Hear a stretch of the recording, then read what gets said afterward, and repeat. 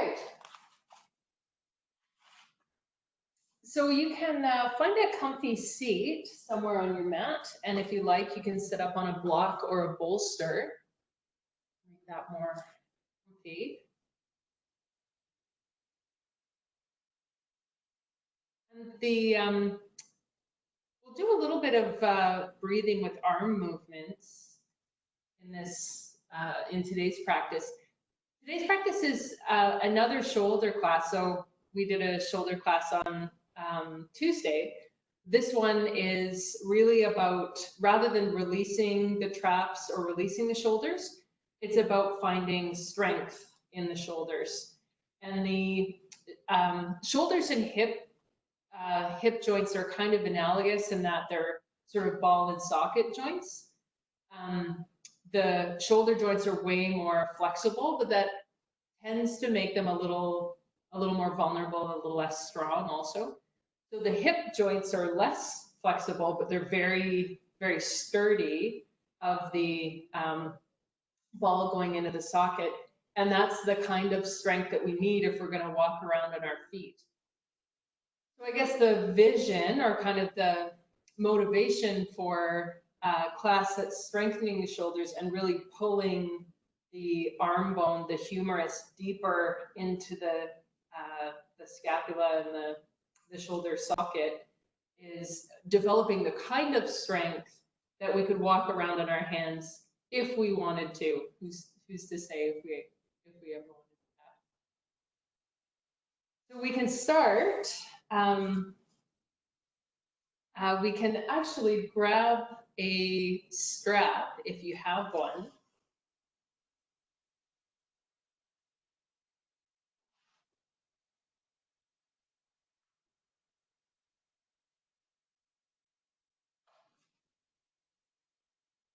And we can start with a couple of shoulder rolls.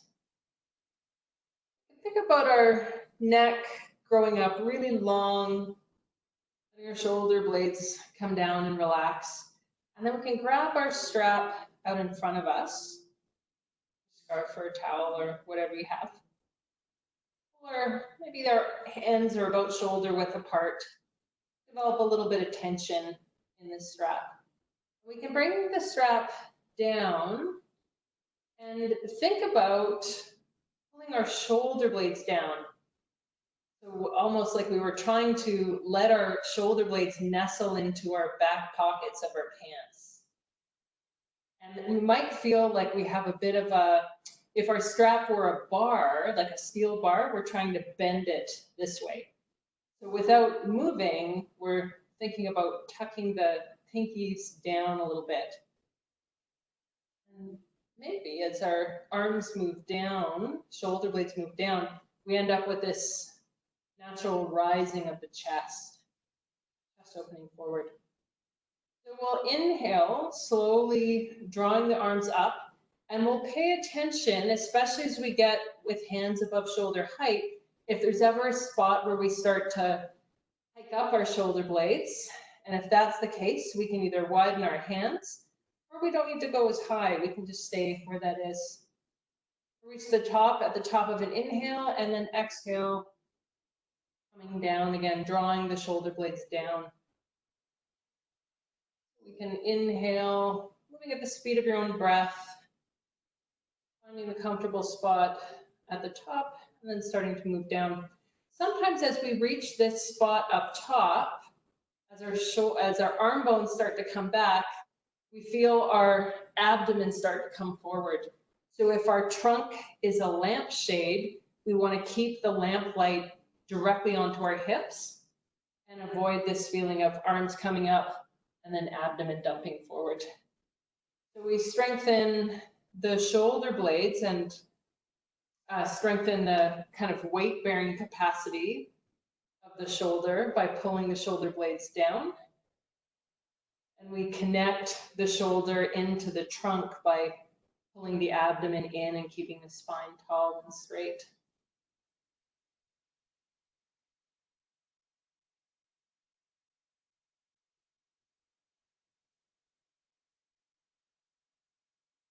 A few more cycles like this.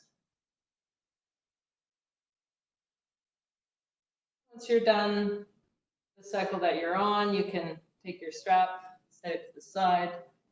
Your arm's a bit of a shakeout because if you have been really active with straight arms pressing under, shoulder blades coming down, it may feel a little warm there. The muscles were doing some work. We can bring our hands out to the side and we'll practice protraction, that's moving out of the shoulder blades, and retraction, bringing the shoulder blades almost like they were going to kiss in the behind our spine. We'll do this palms facing down, lampshade shining right on our hips. So this is very subtle. Might pull the shoulder blades back, draw them out, and it might be only a millimeter that our arms kind of lengthen out and draw back in.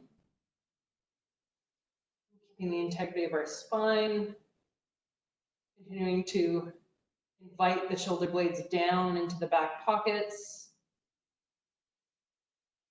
And now we'll go one at a time. We'll lift one hand up, bring our gaze over there, draw over to that side, and then we'll switch. Gaze, other palm is up. You can time this up with whatever breath makes sense to you. If you want to breathe in, stretching out, exhale, coming back. Or inhale left, exhale right. Use the breath as a tool, not as a rule.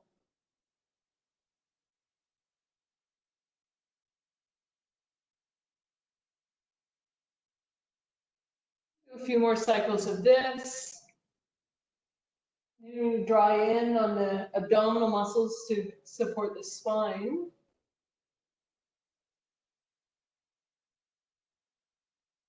And then we can bring our arms down, roll at our shoulders, our arms a bit of a shake.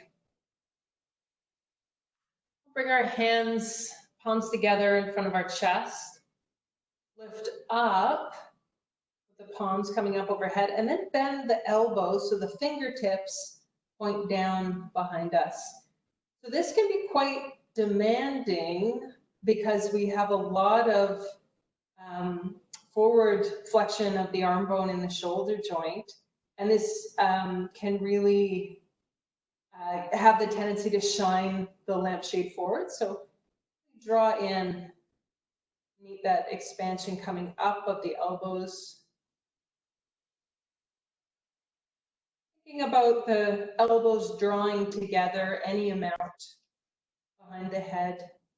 Not that they'll touch, but that this is a direction for them to aim.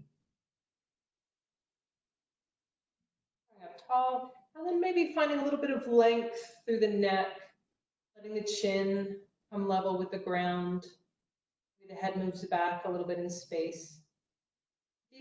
Deep breaths here, open up, expand all of the space in between the ribs.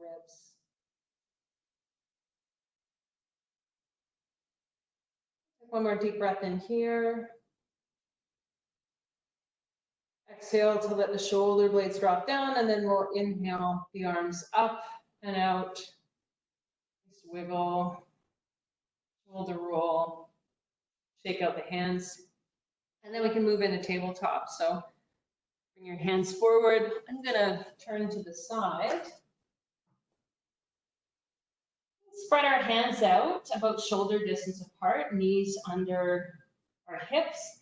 And we'll start out with cat paws here. I'm going to move a little closer. So with cat paws, drawing up the heel of the hand, drawing the balls of the fingers up off the ground, drawing the fingers up, and then tight little ball, bent wrist, tight fist, and then reversing that. So fingers down, balls of the hand, palm, and then other side. Lifting up the heel of the hand, balls of the hand, the finger, drawing in.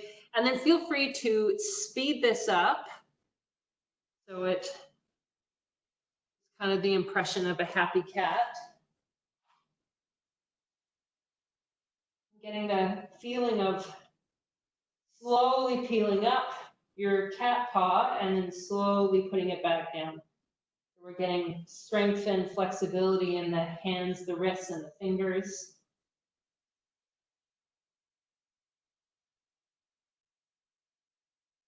And when that feels like enough, you can put your hands back down, spreading out your fingers, finding a slight clawing motion through your finger pads so we still have that sense of active cat paws. Knees underneath our hips, and then we can bring a cat-cow rhythm with our breath. As you exhale, drawing the chin into the chest, tailbone comes under, back coming up. Inhale, chin drawing up, tailbone drawing up, belly sinks down, moving at the speed of your own breath. Especially to start, letting this range of motion be really easy, really gentle. After several cycles, if you feel like you want to increase the range of motion, then feel free.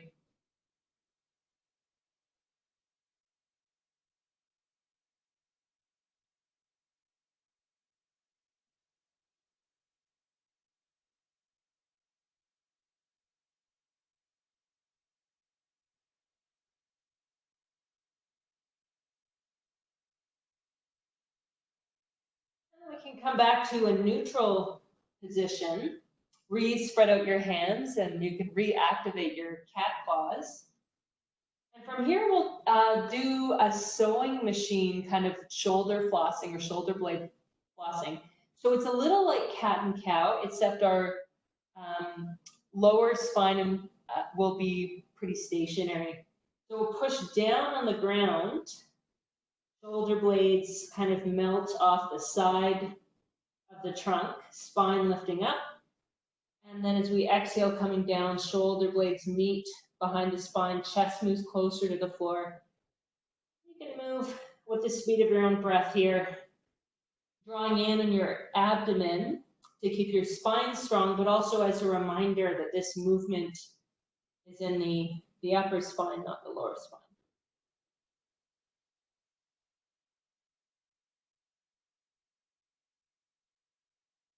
A few more cycles like this, going at your own pace. And then you can bring the right hand towards the center of the chest, or the center of the floor underneath our chest. And then we'll inhale, left arm up, big open hug for this side of the room. And then as we exhale, we're going to thread the needle, left arm comes underneath. Maybe left shoulder, left side of the head comes down to the mat. Your right arm can support you, or if you like, right arm can come up to your pelvis. Help you match up the alignment of your hips. Keep breathing here, feeling a gentle stretch in the back of the shoulder. Take one more deep breath in here, and then as we exhale, pushing our way back up. Big wide reach, left arm up towards the ceiling. And we're back to center. Both hands on the ground, drawing up on the tummy to keep the spine strong. And now we'll go left arm to the center. Right arm comes up, big hug for this side of the room. And then as we exhale, right arm threads under, right ear, right shoulder come down to the mat. Left arm can support you on the ground. Reach up and forward, or if you like, you can bring left arm, left hand to your sacrum. Help you align your hips.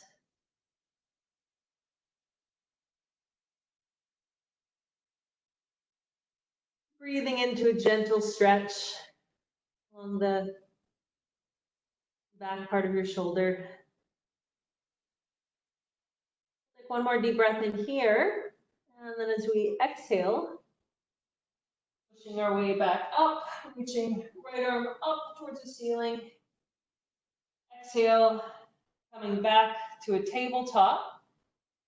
You bring your feet together, and your knees can be either close together or far apart, and we'll let the hips sink back towards the heels. Reach the arms forward into a bakasana, child's pose. So letting your hips be very heavy in child's pose. Letting your spine waterfall forward and letting your head gently connect with the mat. If your head doesn't touch the mat, you could always put a block underneath your head. We have the option here to be passive with the arms, to let the elbows come down and also relax on the mat. But since this is a shoulder strengthening class, we also have the option to kind of radiate strong arm energy forward, keeping all of the fingers together, pointing forward, and then energizing the arms enough that the elbows lift up off the mat.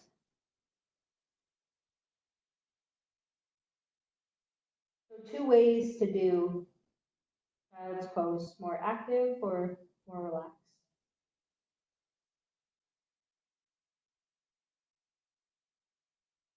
Once that feels like enough time in child's pose, you can come back through a tabletop and we'll find our way into a downward dog. So hands spread out underneath the shoulders, bit of activation of the fingertips, like cat claws, clawing into the mat, tucking the toes under, gently drawing the hips up, letting the head be heavy here. You can shake your head no, nod your head yes. Letting the heels drop down towards the ground.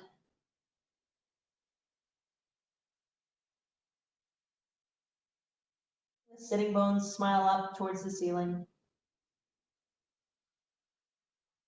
Either from a downward dog or from a tabletop position, you can prepare to move the right foot forward into a lunge.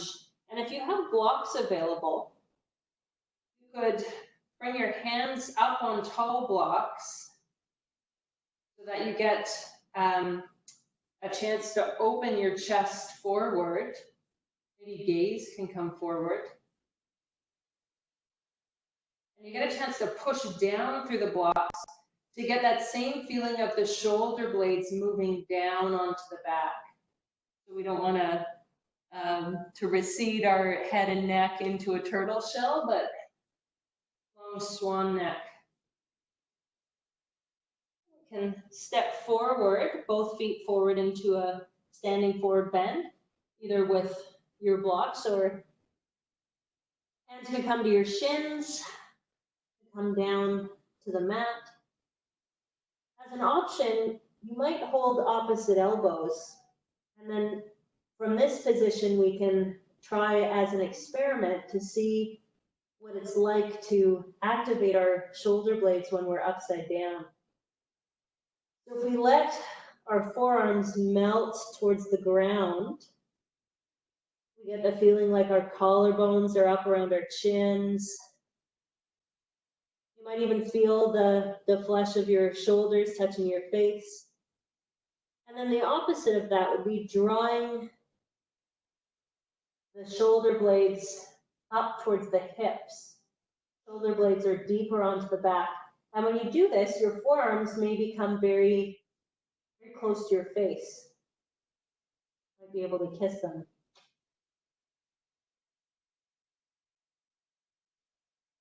From here, you can let go of any grip that you have. You ground down into your feet, charge up through your legs, take a big inhale to reach all the way up. Exhale, the Tadasana, hands shining forward. Tailbone dropping down gently, drawing in on the abdomen, spine tall. Take another inhale, arms coming all the way up. Exhale, finding the active shoulder version of Uttanasana, so drawing our shoulder blades towards our hips. And from here, we're getting ready to step back with our right foot. So maybe hands coming to blocks again, shining the chest forward. pushing down onto the ground with the hands so the neck stays long and free. And then from here, we can press down with our hands, step back into a downward dog or into a tabletop. If you like, you could also take a child's pose here. We'll be here for a few breaths. If you are in downward dog or in tabletop, think about shining your elbow pits forward. So you can take a look at them. One of the ways to tell that your elbow pits are shining forward is if when you bend your elbows bend straight back. If your elbow pits are coming back, when you bend your elbows, they'll come out to the side. So we want our elbows to be aiming back towards our toes if they were to bend.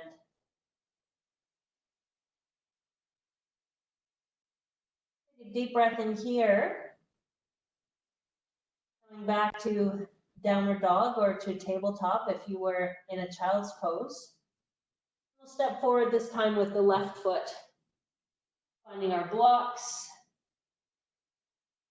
Your chest rise, neck is long and free. Deep breath in here. Exhale, stepping forward, Uttanasana, forward fold. Drawing the shoulder blades towards the hips. Strong shoulders here.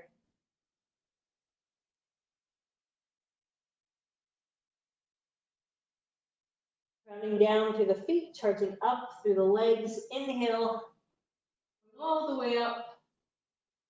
Exhale, hands coming down. Finding our Tadasana. And the tailbone descend, rolling the shoulder blades back and down. Inhale, reaching all the way up. Exhale, into a forward fold. Uttanasana, drawing the forearms closer to the face. The shoulder blades are seated low onto the back. From here, we can step back with the left foot, maybe finding our blocks, long neck, chest rising, pushing down through the hands. We can find hands on the ground, stepping back into a downward dog or maybe into a tabletop.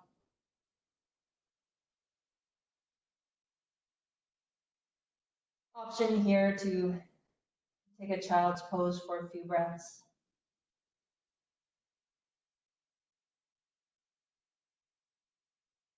Letting your sitting bones shine up towards the ceiling. Letting your head hang heavy.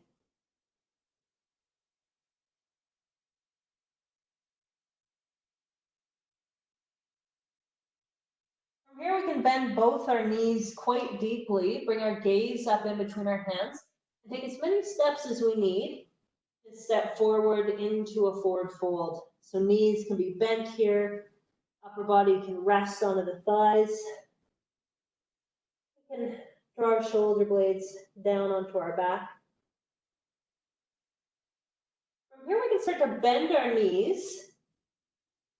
Bring our arms behind us, and then as we inhale, finding a chair pose, drawing in on the abdomen, maybe leaving our arms a little bit wider so that we have lots of space for a free neck.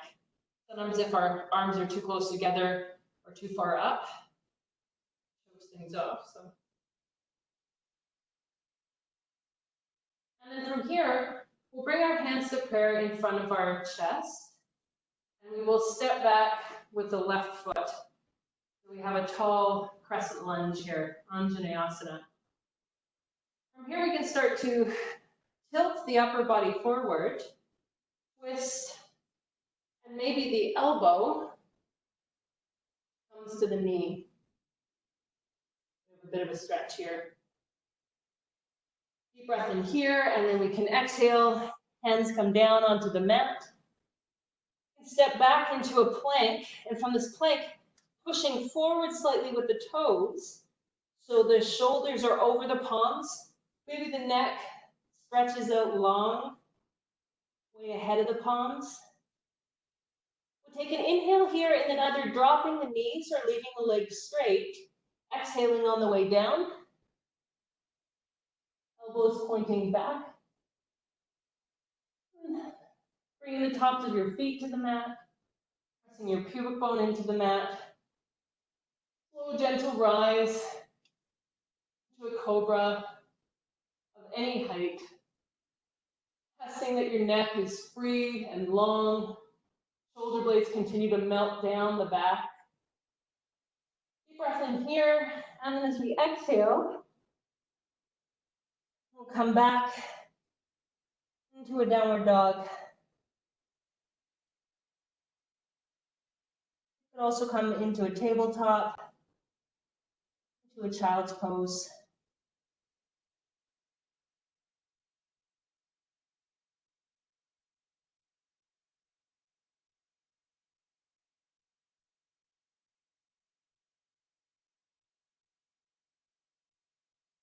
Coming back into a tabletop or into a downward dog, we're preparing to step forward with the left foot this time.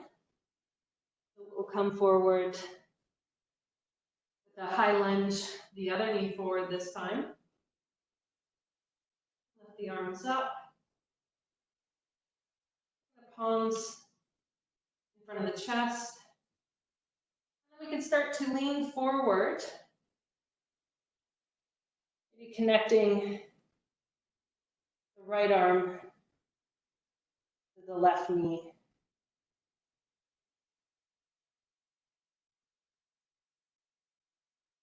Option to come back into a lunge before stepping forward, or if you like, you can try stepping forward with your elbow and your knee connected. So maybe look down at the ground, keep your balance, see where you're going, stepping forward, and then finding chair pose. Neck is free, shoulders are down, and from here, we'll take a deep breath to come up. Find our Tadasana.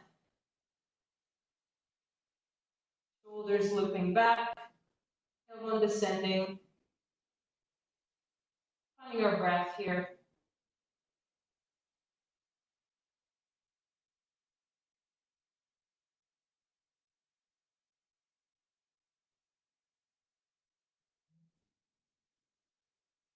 Kind of sequence like that on the other side. So deep breath in, arms coming all the way up, and then exhale, swan dive forward over bent knees, finding our Uttanasana, drawing the forearms closer to the base, shoulder blades moving towards the hips.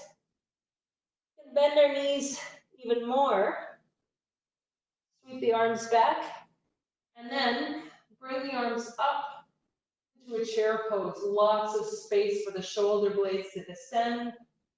Nice free neck, long neck. Here we can bring the hands in front of the chest and step back with the right foot this time. Coming over to the left-hand side. Maybe elbow touches knee. Also fine to take a rotation that doesn't have you bent forward so much. Take a deep breath in here, and then as we exhale, bringing our hands down to the mat, stepping back into a strong plank. So pushing forward a little on our toes, neck is long. We'll take an inhale here, and then maybe knees come to the ground. In any case, as you lower, elbows stay close. Down onto your tummy. Shoelace portion of the foot comes to the mat. Pubic bone presses into the mat. You peel your chest off the mat any amount. Shoulder blades melting down. Neck is long. Breath in here, and then exhale. Coming back. Pushing back. Maybe finding a child's pose or a tabletop. Or lifting your hips into a downward dog. We'll take a few breaths here. So you can select your favorite position.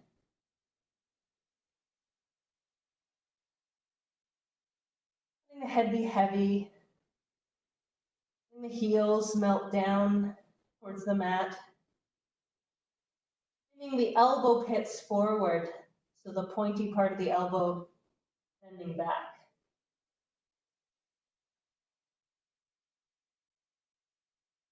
If you're in a child's pose, you can come back into tabletop or into a downward dog. And we will inhale, stepping the right foot forward this time. Coming up into a Anjaneyasana, crescent lunge. The hands to prayer in front of the chest, and then rotate over towards the right side. Maybe the elbow connects to the knee, or maybe you just float here, finding the strength of this twist. Option to step forward into chair pose like this, or to come back into a lunge, and then to step forward into chair pose. We're finding a position for the arms that allows the shoulder blades to come down, relax. Neck is long and free. Here we can inhale, reaching all the way up. Exhale, palms shine forward. Finding Tadasana, mountain pose. Finding our breath here. Maybe noticing some warmth in the body. This active sun salutation.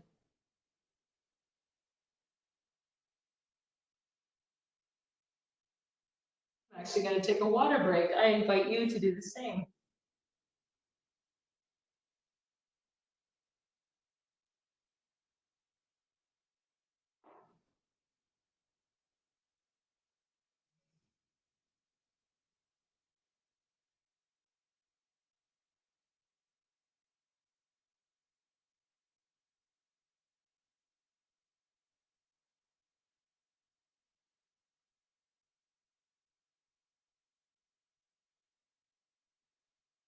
From our Tadasana, the front of the mat, bring our hands to our hips, and step back with the left leg.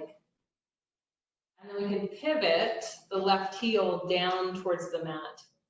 So the whole outside edge of the left foot is contacting the mat, and we have some firm pressure into that. Front knee is bent, with the kneecap shining out over the middle toe. We're opening our hips to the side here. Inhale, the arms come up. Virabhadrasana 2.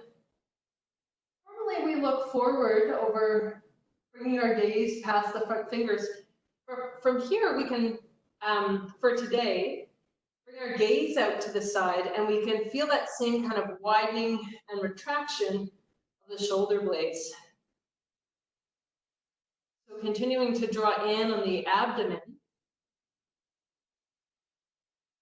keeping the spine strong. Anytime you need to take a break with the front knee, bend back into it, feel free.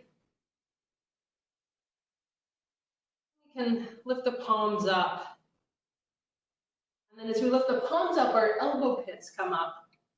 Did you notice that? You can double check that. And then we'll aim for rotation where the palms come down, elbow pits stay up. So a different orientation. Bring our hands back to our hips here. Pivot forward, lifting up our back heel. And then we can step all the way forward. Find our Tadasana. Shoulder blades drawing down.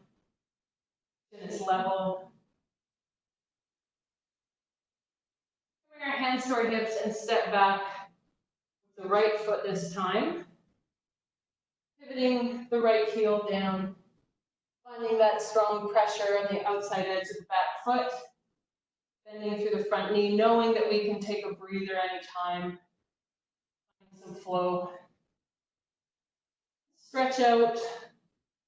some width between our arms. Then we can bring our gaze over to the side, doing the side of our mat,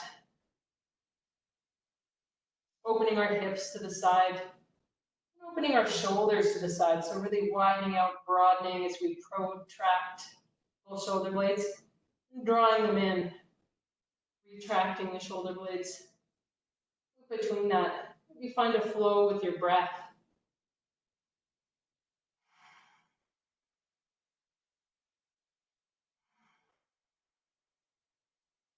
We can bring the palms upwards and take a look at our elbow pits. See that they're also facing upwards. And then moving slow, actually bringing our hands back, leaving our elbow pits up, feeling that slightly different rotation of the arm bone. From here we can bring our hands back to our hips, pivot up onto our back heel, up off the mat, and then we can step forward. Take a deep breath in, arms coming all the way up.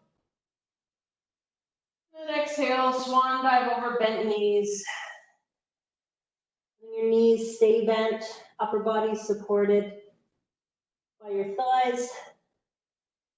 And if you hold opposite elbows, continue to draw the forearms towards the face, shoulder blades moving towards the hips. Head is heavy.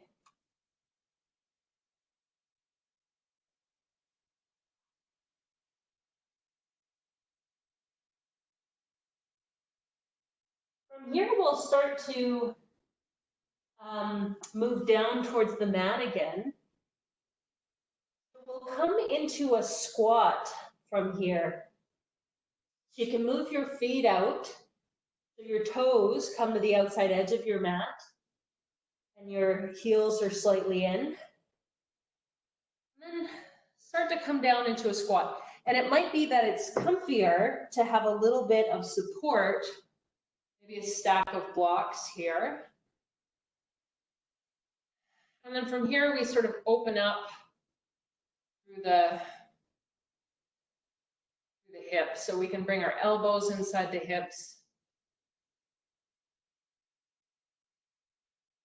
Sometimes as we bring the effort into this of pulling the, pushing the elbows into the knees, we end up kind of activating our shoulders up. But we can relax shoulders down as we do this. Let the neck be long. Let the shoulder blades drop into your back pockets.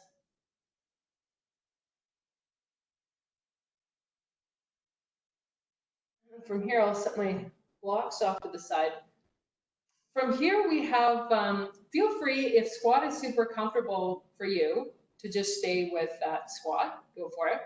If you like, you could come to kneeling or a different seated posture, and I'll do demonstrate another option here. So since we have spent so much time pulling the arm bone back into the shoulder and pulling the shoulder blade down onto the trunk, making that really strong stability there, we have done the work of giving our shoulders more of the quality of hips. So more weight bearing, more potential to pour weight into our hands. So the option here would be to find a variation of crow pose, where the starting from a squat with your heels lifted, connecting elbows to your knees, and then pressing into your hands, finding the gripping claw of your cat claws, lifting your hips up, and then tipping forward. Neck stays long, shoulder blades come down, and this actually is the practice for crow pose. So it's shoulder blades drawing down, neck is long, maybe your hips come up higher. You might find As you move towards maybe 20% of my weight in my hands, coming towards 50, maybe 80. Neck stays long, shoulders are packed.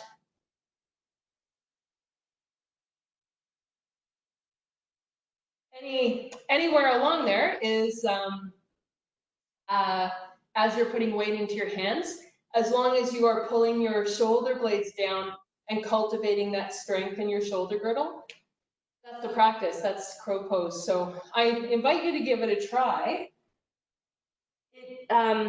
For some folks, depending on flexibility, it may feel a little bit easier to start up on a block. So if you have a little more height, it might feel like it's sort of, your elbows form a more natural shelf. That might make it easier to get towards 50% of your weight on your hands.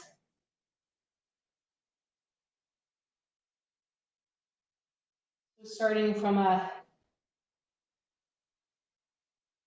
in our comfy squat, heels are lifted, spreading our hands out the same distance that we practice in downward dog, going in with our fingers, connecting knees onto upper arms. Neck stays long, 1 foot at a time. Shoulder blades keep finding their way towards the hips. Maybe once that's enough to play with, give your hands a bit of a shake.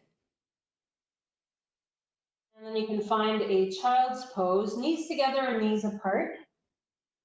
And rather than the arms stretched out front with the elbows lifted up, we can take a variation where the arms come back, palms face up, and let the shoulder blades just melt down and forward.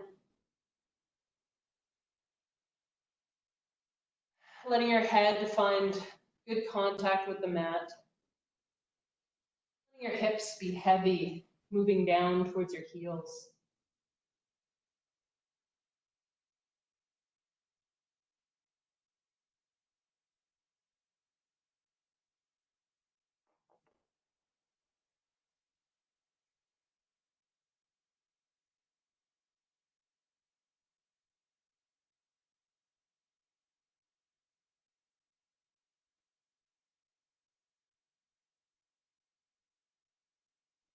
That feels like enough. You can move your way onto your back.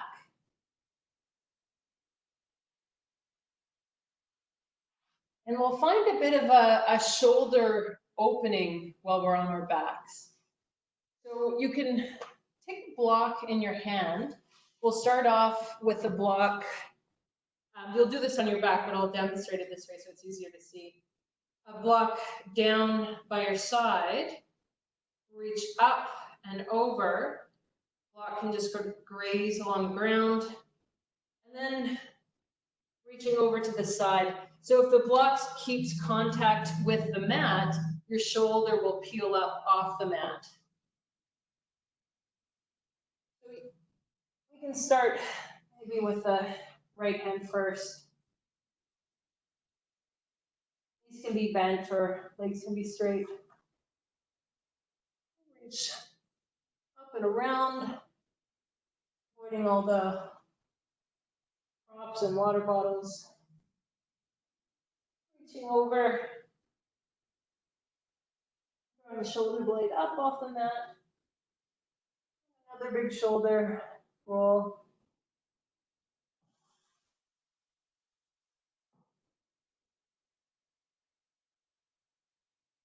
We'll take another shoulder with the, or another big shoulder roll with the right arm.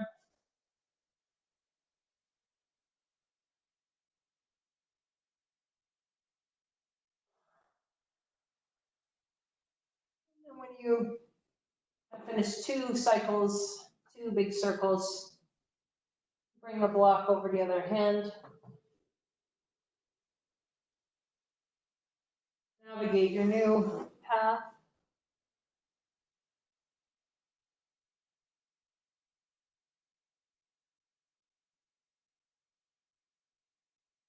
Taking your time.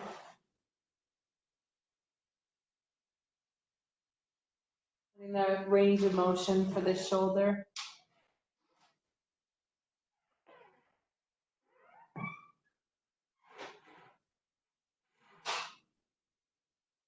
When you're done with two big shoulder loops, you can bend your knees. Bring your feet in close enough that you could tickle your heels with your fingers. Take a bridge posture here.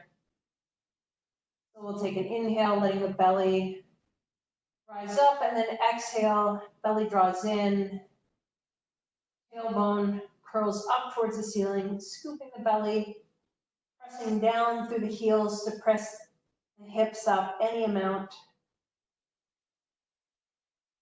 If you like, you could take some rolling bridge up and down with your breath, or if it's comfortable for you to stay up, you might start to bring your shoulders under your body. Your hands interlace under your body.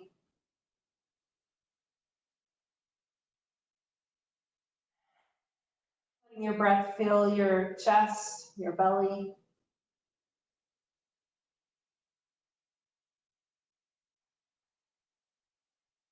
Keeping your gaze up towards the ceiling.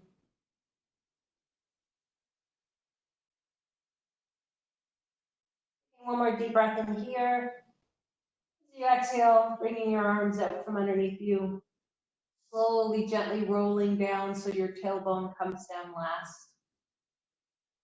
Bring both knees into the chest.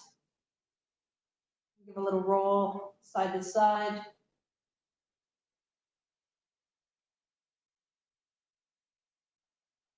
Maybe feel like happy baby, you can open up, holding on to the calves or onto the outside of the feet. Rocking a little side to side if you like, straightening one leg and then the other.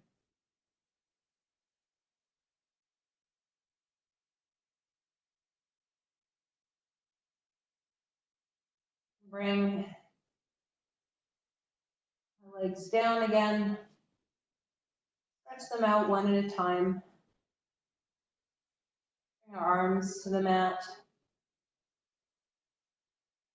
Start to relax in preparation for Savasana.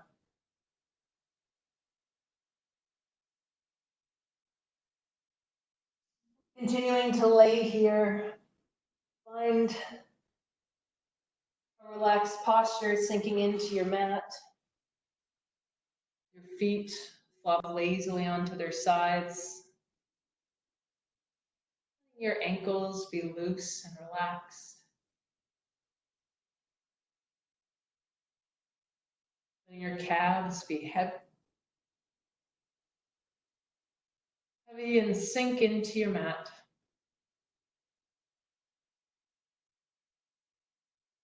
Knees are juicy and alive.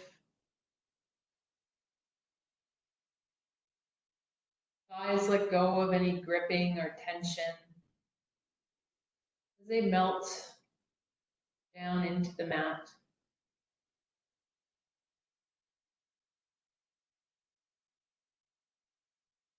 Feeling a sense of widening in the hips. The left and right hip move apart from one another just slightly.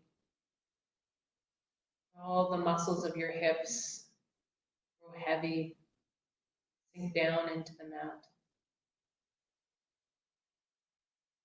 Feeling the length of your spine contacting the mat. Gentle expansion of your lungs on each inhale. Gentle contact of the mat, each exhale.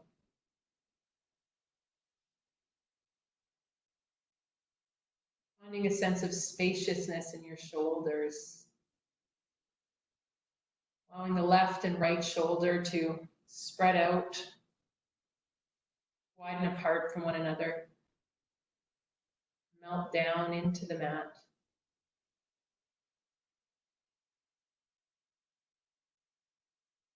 Upper arms are heavy, elbows are gentle and relaxed.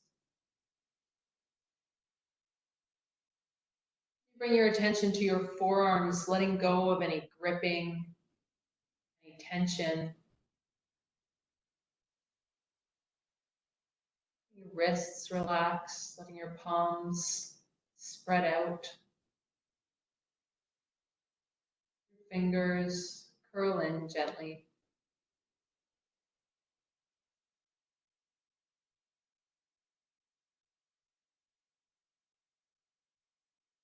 Letting go of any tension in your neck. Feeling all the muscles of the jaw relax. Muscles around your ears, your eyes, forehead, temples, smooth out and relax.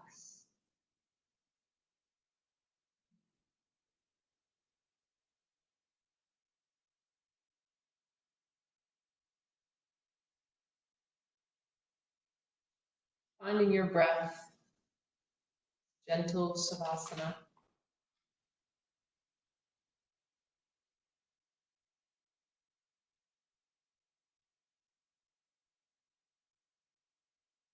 Feeling your awareness open outwards and upwards as your head relaxes into the mat.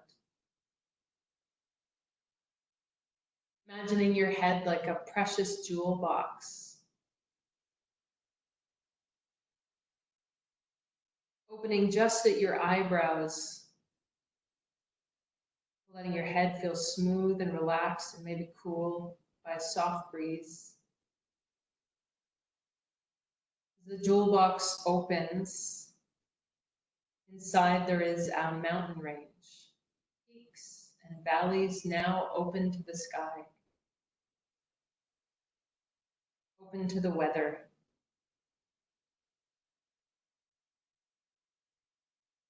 Thoughts and feelings might float by, but when the jewel box is open, they pass by like clouds.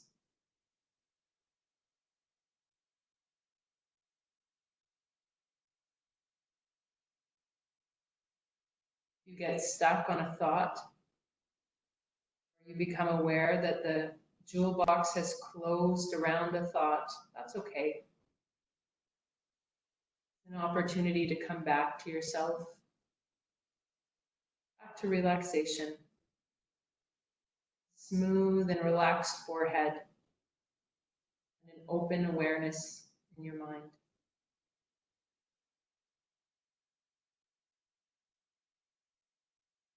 Develop this awareness of passing thoughts, the weather blowing through, with a light and passive curiosity. No need to attach judgment to the thoughts as they come through. Making use of this opportunity to notice what comes up, to let it float by.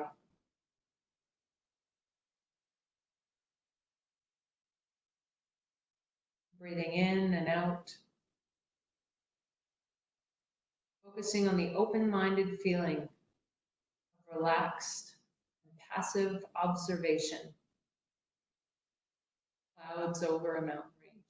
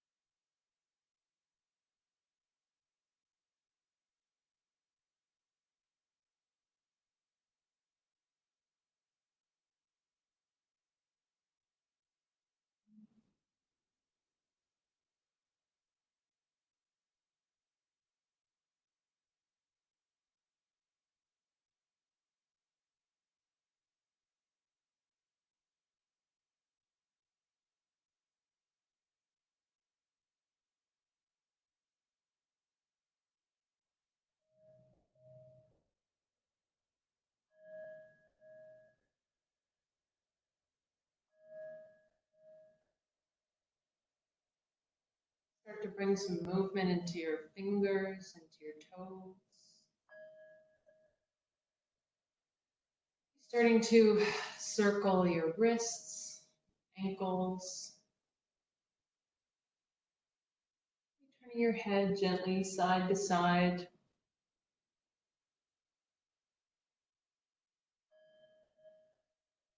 If you like, you can bring your arms up alongside your head. Big stretch, arms and legs lengthening apart. Maybe a yawn. When you feel ready, you can roll yourself onto your right hand side, cradling your head and your arm. We take a moment here and consolidate the practice. Taking stock of how it felt, what we noticed, our body, our thoughts and our feelings, our breath. And without attaching any judgment to that, good or bad, you can kiss it goodbye. Put this practice behind us. And then gently push yourself up to a seated position.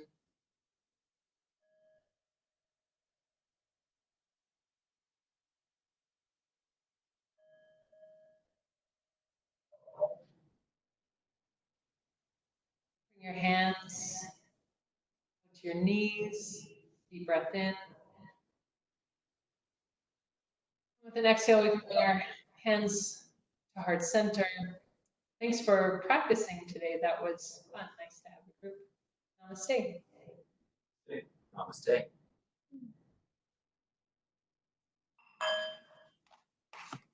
We hit stop on the recording at 59 minutes and